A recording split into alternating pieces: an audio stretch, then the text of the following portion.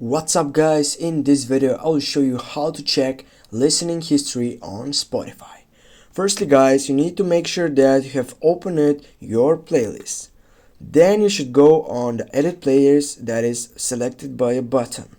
Click on it, and then here, as you can see, here you have an option to add songs, but also you can scroll down and look for all the songs that are here in this playlist.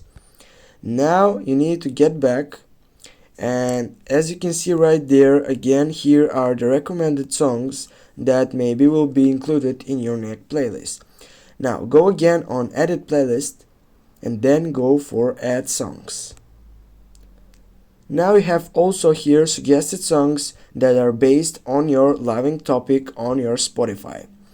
Now just type on the right side, here are many songs right there, go again.